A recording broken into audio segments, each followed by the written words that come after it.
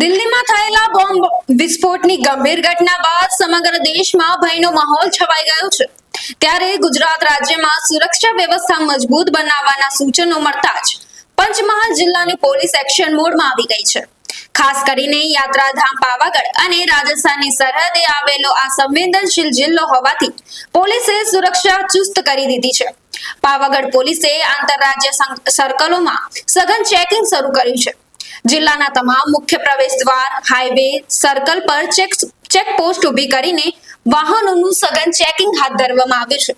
ગોધરા, હાલોલ અને પાવાગઢ સહિતના મુખ્ય માર્ગો પર દરેક વાહનની તપાસ કરવામાં આવી રહી છે, જેમાં બહારના રાજ્યોમાંથી આવતા વાહનો પર વિશેષ ધ્યાન કેન્દ્રિત કરવામાં આવ્યું છે।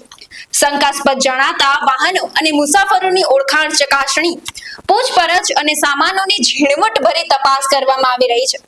પંચમહાલ પોલીસ હાલમાં સુરક્ષા એજન્સીઓ સાથે સતત સંપર્કમાં રહીને સમગ્ર પરિસ્થિતિ પર ચાંપતી નજર રાખી રહી છે, જેથી કોઈ પણ અનિચ્છનીય ઘટનાને બનતી અટકાવી શકાય।